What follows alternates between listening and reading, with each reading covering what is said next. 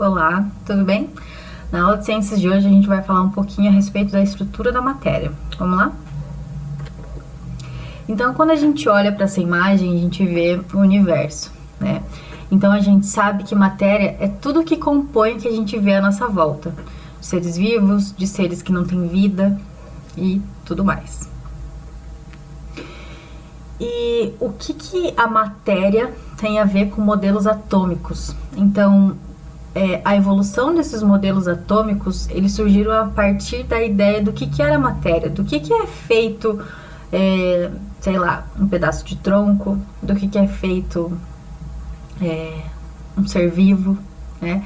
E isso serviu para explicar um pouquinho a respeito do que era átomo, e isso tudo foi fazendo com que a química fosse descoberta, tá? Então, essas primeiras ideias propostas para explicar a natureza da matéria, do que era feito os materiais que a gente via ao nosso redor, e a composição desses materiais surgiram ainda lá na antiguidade.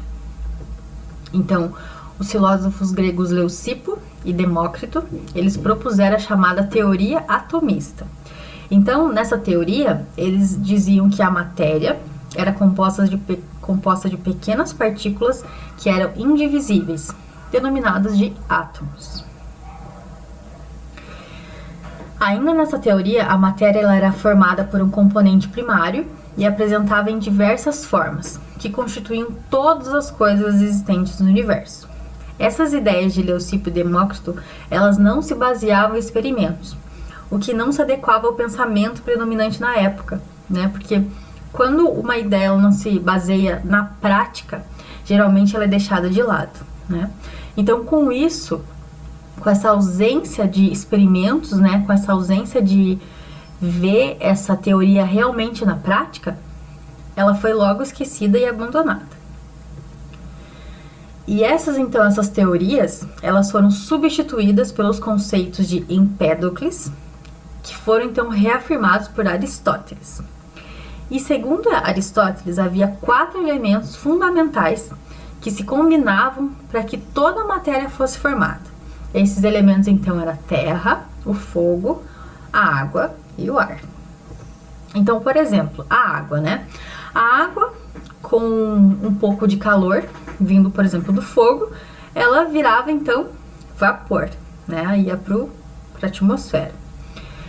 Quando a gente baixava a temperatura da água, por exemplo, ela se solidificava, virava gelo.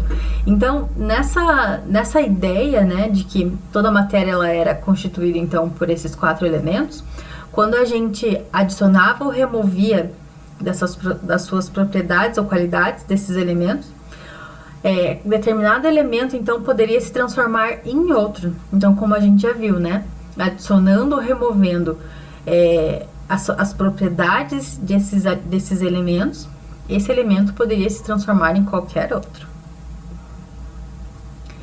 E aí surgiu Dalton, né, e com os seus trabalhos sobre a constituição da matéria. Então, o objetivo do Dalton era explicar as questões relacionadas à atmosfera e os gases. Ele era um cientista inglês, seu nome era John Dalton, e ele viveu entre 1766 até 1884. E ele buscou então possíveis diferenças de massas entre os átomos de diferentes substâncias elementares. E ele então foi que criou o primeiro conceito de massas atômicas relativas, considerado o ponto central da sua teoria. Então, para determinar essas massas, ele precisou desenvolver um modelo que explicasse as combinações químicas e que também nos fizesse entender a previsão de fórmulas para os compostos. Então, a teoria atômica de Dalton ela tinha algumas hipóteses, né? Algumas afirmações. E essa teoria atômica de Dalton, ela foi descrita entre 1803 e 1808, tá? Então, ela tinha 5 afirmações. Vamos lá, a primeira. A matéria, ela é constituída de pequenas partículas denominadas átomos. Então, para Dalton, o átomo ele era circular, ele tinha esse formato então esférico, ele era indivisível, maciço e indestrutível. Então, Dalton, ele simbolizava cada elemento por um círculo. E as propriedades desse elemento, ele escrevia dentro desse círculo, tá? Então aqui a gente tem a imagem do trabalho de Dalton, em que cada círculo representa um elemento e as características desse elemento está descrita então dentro de cada círculo. Então ele dizia que a existência de substâncias, elas são formadas por partículas constituídas de átomos iguais ou diferentes entre si, o que diferenciava então cada elemento também. Mas você já imaginou que poderia ficar um pouco confuso, porque à medida que novas substâncias eram descobertas, tinha necessidade de representar novos elementos químicos.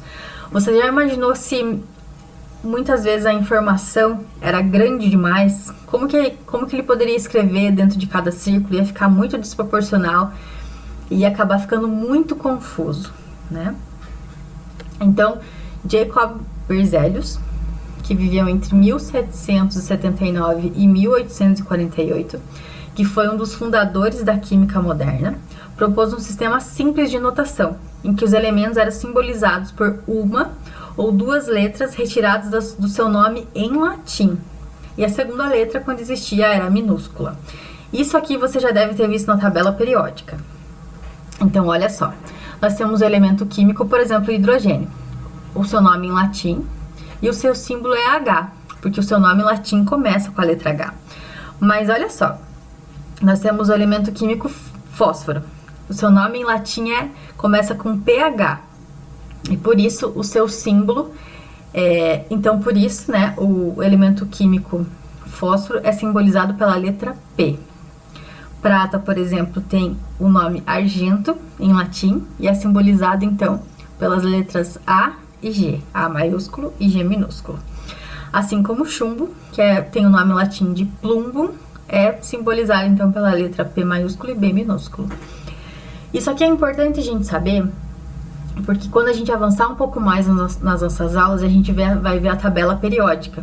E muitas vezes a letra do elemento químico, né, que simboliza aquele elemento químico, não tem nada a ver com o nome que a gente conhece, como por exemplo o fósforo, que é simbolizado por P.